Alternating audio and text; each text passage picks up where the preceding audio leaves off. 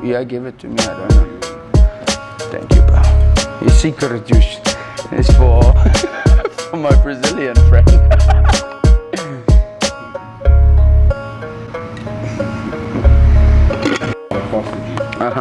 Make you strong and jacket. What's it like to be home, bro? Man, it's been a minute, but it's a good time. I don't know what I did on the other side of the world for so long, but wasted my time and everyone else I dragged along, but I shouldn't have left here in the first place, but the king is back.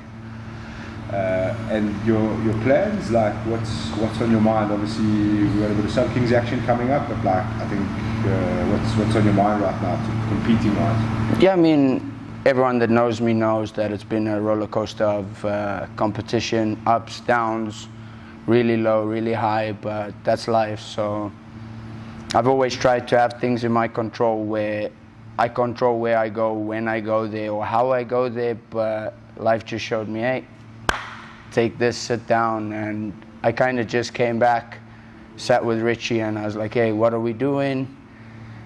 What's the plan, where we going, and how do we get to where we eventually want to be, which is a world champion? And talking with him, I was like, okay, getting back into competition. MMA weight cuts is big, jiu-jitsu is a little bit smaller, so give my body a little bit of break. I'm 28 years old this year, so have a break from getting hit in the head, bad weight cuts, kind of reset the system. I said, yo, who's the toughest guy you guys have in Africa right now? And hey, the man Davi's name popped up, so I said, let's have a go, let's try get the guy, see where we at, how do we match up. Do I think he would have been where he's at if I never left? No, but let's see.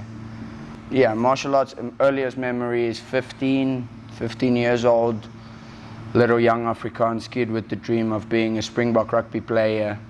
Want to play for the Blue Bulls like any kid coming from the East Rand, you know, but then, hey, sometimes the playing fields are not even. It's a guy like this against a guy like this. Hey, got to go where the odds can better me. I'm a gambling man, but I like gambling when the odds are in my favor, you know.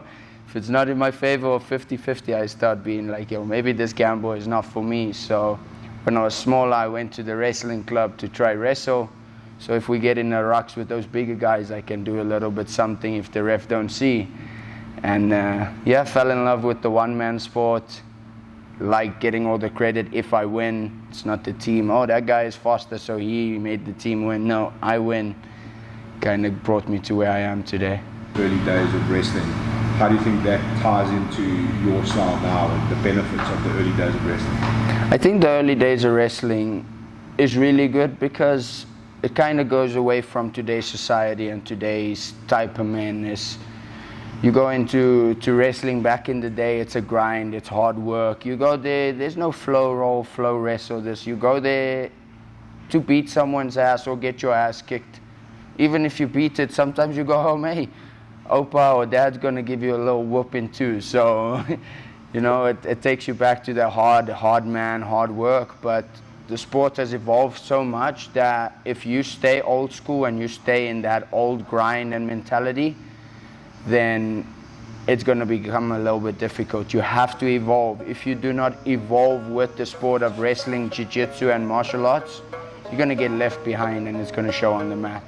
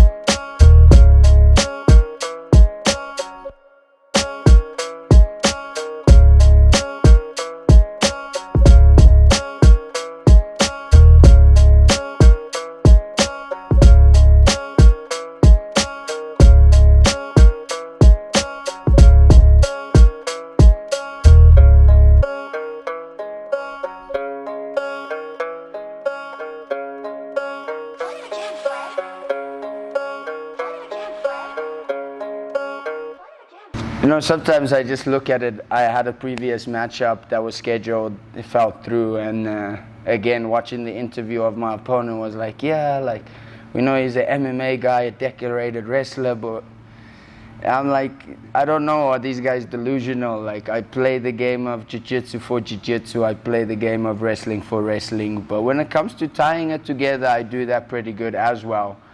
But yeah, like, I'm not scared to put on my pajamas, I'll put on the pajamas, tie my brown python, and yeah, I'm gonna try strangle you with that python. But yeah, I guess Oaks aren't educated enough. At the same time, it will be their downfall. So I'm kind of just looking at it as like, okay, lekker, like everything, all the odds are in my favor. I'm a gambling man, like I said, and I like it.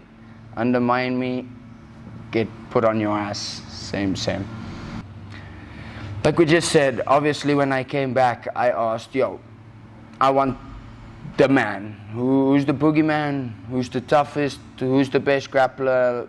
It came down to Davi being able, he's getting everyone out there, whether he escapes quicker or he breaks your foot, to one of the two. It was literally like I had to hear the stories, the word on the street. Oh, he broke this guy's foot. Oh, he smashed this guy. He smashed that guy. Yeah, he smashed all those people. I don't even know half those people myself, and I'm from here. So, yeah, he's the boogeyman. But at the end of the day, I think a guy like me coming out beating Davi, it's not going to give me too much credit in the world of jiu-jitsu, because you know how the people are, the world is like, they'll always look for a problem. Yeah, but you won because Davi wasn't ready for this or that, or they didn't have any tape on you. It's kind of the story of how the world works. But me going out there beating a guy like Davi, just solidifying the statements that my coaches, Richie, my teammates, and the people that's around me daily get to witness, that statement, just going out there and proving a point and showing to them that their belief in me carried me through. It's kind of just me giving back to them for believing in me. So I think going out there beating Davi, bringing another belt back to Quan Vessels would be good. It will also be good bargaining grounds for me to say, hey, this brown python is dangerous, I've done some research, and I think Davi's been a black belt since 2018. I got my brown belt like September 2019. So going out there playing brown python versus black python, I think it's good bargaining grounds for me, so I like it. In terms of like winning, collecting a belt, what does that do for you in momentum in terms of getting back to where you want to be in competition? Obviously, the last few competitions I've had has been on a world stage. It didn't go my way, so as any human, you start wondering like, hey, but is this for me, or should I pick another route, or do I really enjoy this? Because I don't care who you are, but if you lose, you kind of get humiliated. You liking being humiliated multiple times, I think you need to go to a doctor. So I don't like that. So when it happens, when you lose, it's like shit, like I have to figure shit out, I have to dig deep. So going back there, winning, getting a belt, bringing it back here, kind of just proves that, hey, like we're back on the right path. Like before I moved to the States, we had things rolling for us, from money, belts, sponsors, everything was rolling in. I packed up, got on a plane, and everything was falling off. So just coming back here, getting a belt, starting being back in the mix of things, winning on a stage again that's well known across the world, overseas, people from the States all watch, gets my name out there to say I think I can hang with the best of them. Last one, James, what would you say people can expect from you on fight night? And they can expect me to break his neck. That's all I'm going to try to do. Get him off my feet. I'm not a foot oak. Get him off my feet and bring his neck home. Brazilian. Brazilian next.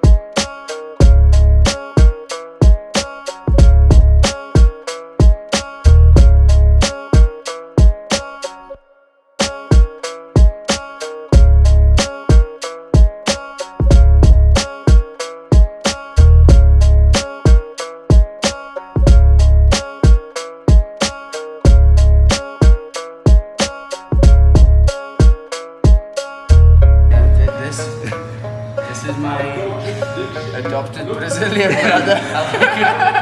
This is my adopted Durban Brazilian brother. Leg lock constrictor puppy. Bram Pythons are coming. Broekslangen.